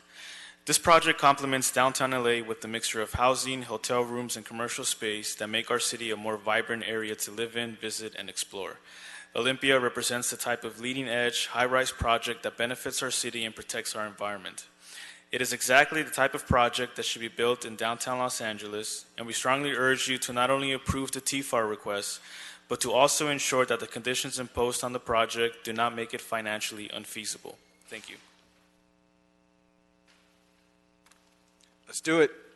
Good afternoon, council members. Gina Burnett on behalf of Creed LA, and we support this project.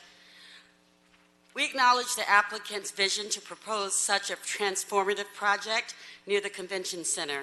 The project will boost economic activity, employ local residents, and make the neighborhood a more livable and walkable. We also acknowledge the community benefits that this project will provide, including the $36 million in TFAR benefits and the local workforce support. Thank you. Good afternoon, council members. My name is Giovanni Galarza and Tomas Venancio. We are here in full support of this project.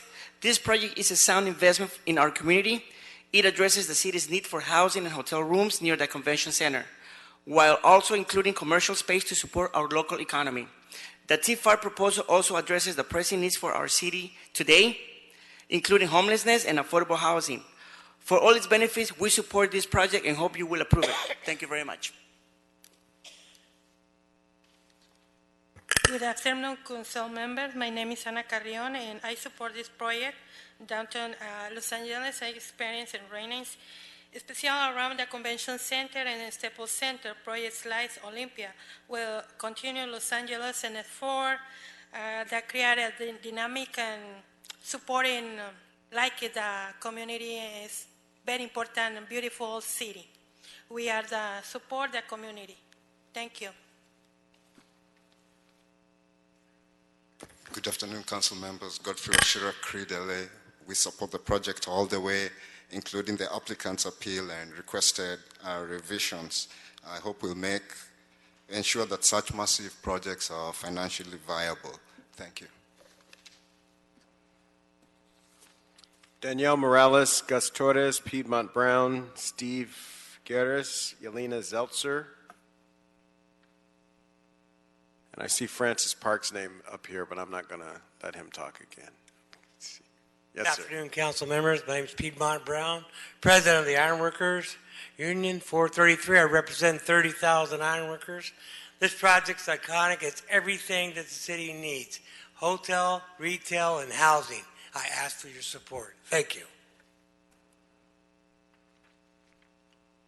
Good afternoon. My name is Daniel Morales. I'm the community ambassador for the American Red Cross. Also, I'm the president of the MacArthur Park Advisory Board. I'm so happy to support this project because what we need in this community, low-income communities, are hope. So I see a lot of jobs in this project, so I'm happy to support this project. Thank you. Good afternoon. I'm Steve Gertis. I'm here with the Local 105 sheet metal workers. There's over 6,000 of us here in LA. This project allows our hardworking men and women to advance their careers while earning middle-class wages and benefits. The commercial space on this project will also provide long-term opportunities for our residents, as well as more areas for people to shop and explore. Now, we go off these pre-written scripts every time, but I want to go a little bit more and just say that this is a really good job. It's a really good project. It's probably going to make a couple thousand temporary construction jobs, not to mention many, many jobs. So the retail aspect of that is going to make jobs for years to come. So it's a really good project, and the PLA will keep those jobs local so we don't have a parking lot full of Texas and Florida license plates. This project is great for our community, and we strongly urge you to approve it. Thank you.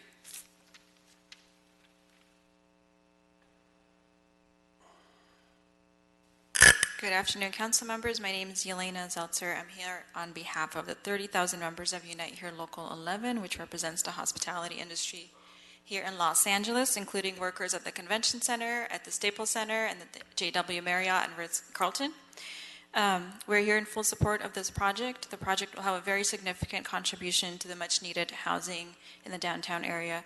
We support the project and urge you to grant the approval to the applicant's request. Thank you. If there are no other folks that we call that are here, I guess we'll move on because everybody seems to have achieved a good deal of agreement regarding this project. So we'll make a motion that we find that the project was assessed in the Olympia Project Environmental Impact Report, State Clearinghouse number 2017-101-1008, previously certified January 29, 2019, and pursuant to the California Environmental Quality Act guidelines, sections 15162 and 15164.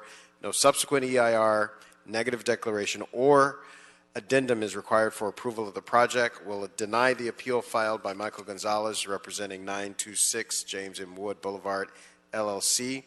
I will grant the appeal filed by Francis Parker and Balayos, representing Joseph Lynn, LA Gateway, LLC, relative to the Planning Commission's determination, and thereby amend the following conditions and recommendations.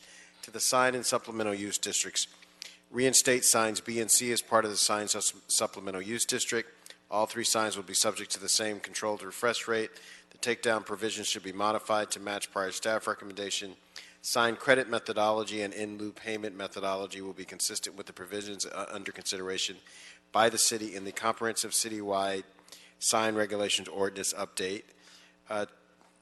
CF Council File number 11-1705 to the conditions of approval.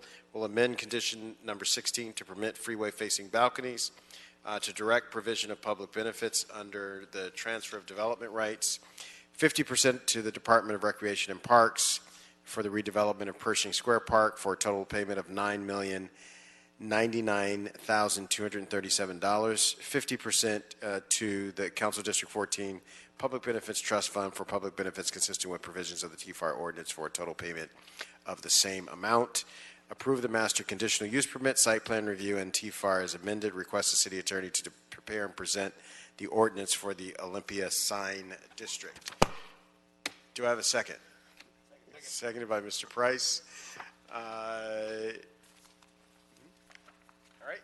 Without objection, we will approve that item and send it to the full council. Thank you to the staff. That leaves us with item number 11.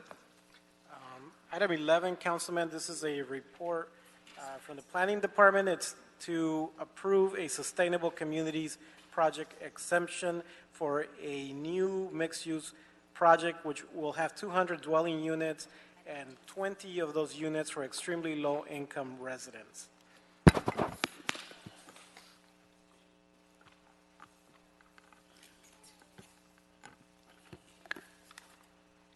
Yes. Good afternoon, council members. Michelle Carter with the Department of City Planning. The proposed project requires, and the applicant has filed for an approval of a transit-oriented communities project and a site plan review. As part of the applicant's request is the determination that the project qualifies as a Sustainable Communities Project exemption and is therefore exempt from CEQA. While the requested TOC and site plan review application will be acted upon by the Director of Planning, consistent with Public Resources Code Section 21155.1, The determination that the project qualifies for a Sustainable Communities Project Exemption shall be made by the legislative body. As such, what is before you today is the project's consistency with the criteria necessary to qualify for a Sustainable Communities Project Exemption. The Department of City Planning has reviewed the project and assessed its consistency with the criteria necessary to qualify for a Sustainable Communities Project Exemption. The department has found that the project does meet the necessary requirements to qualify for the exemption. Among other things, the project is located within a half-mile of a major transit stop. It provides 10% of the total number of units as affordable for extremely low-income households, which is 20 units in total.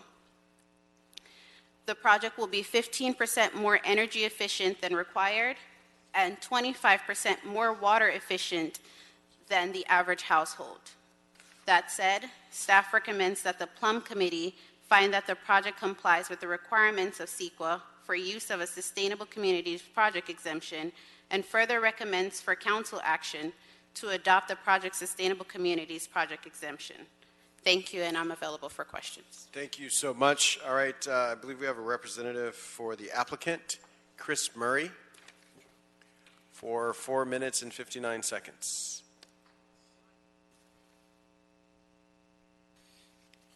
Good afternoon. I'm Chris Murray with Rosenheim & Associates. I'm here on behalf of the applicant developer, who is Inspire Hollywood. Propco LLC, and Mr. Lawrence Bond is behind me. He's the applicant developer. I'm here to answer questions or address any concerns you have. Otherwise, I'm going to get out of the way and let you guys get to it. All right, I believe we have a representative from Council District 13, Mr. Bullock. He had to leave. All right, so we don't have a representative from Council District 13. All right, questions or comments, members, on this project? All right, I'll move that we approve the Sustainable Communities Project Exemption. Inasmuch as the proposed project is a transit priority project and thereby exempt from CEQA pursuant to the Public Resources Code Section 21155B. Do I have a second? Second by Mr. Cedillo. Hearing no objection, that'll be the order. That takes us to our final item of the day, number 15. Yes, Councilman, this is a report from the city attorney. It's a draft ordinance that would transfer land use authorities from the CRA to the city, and it also includes a resolution and an errata. Yes, sir. Good afternoon, committee members. Craig Weber, city planning staff. This item is before you again. I just want to reiterate what the item is accomplishing. This would effectuate a transfer of the land use authority of the current successor agency to the Community Redevelopment Agency. This would allow the Department of City Planning to implement 19 remaining redevelopment project areas. Currently, the designated local authority has a single staff person on a part-time basis implementing these plans, and that agency is successively winding down its affairs, so it is somewhat imperative for the city to take action to ensure some sort of certainty for investment within these respective project areas. I also do want to reiterate for the record that there is no action proposed in the various items that are before you to reinterpret how TOC is implemented within redevelopment project areas. This is an argument that has been raised repeatedly in this forum and is something of a straw man argument. We are back here today to address technical changes that were made at the previous Plum meeting. There was a change to the resolution clarifying how CRA plan mitigation measures will be implemented, as well as some typographical error and technical changes to footnotes. And then there is an errata to the proposed negative declaration that has been drafted to describe what these changes are and to clarify that there would be no environmental effects, and we feel it is important for that to be before the City Council for its full consideration at a later time. Excellent, thank you. Any discussion, members, on this item? All right, seeing none, I'll move that I'll make a note that there's no public comment signed up for this item. I'll move that we adopt the city attorney's approved ordinance. Seconded by Mr. Blumenfeld. Hearing no objection. Councilman, in addition to the ordinance dated September 6, also the resolution, also the categorical and negative deck, and the errata. Yes. Yes. So it's been moved and seconded. There's no objection. That'll be the order.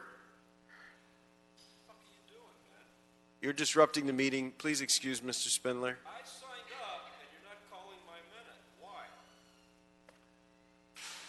Mr. Mejia, can you confirm that this concludes our business for today? This concludes our meeting, Councilman. Excellent. We're adjourned. Thank you all so much.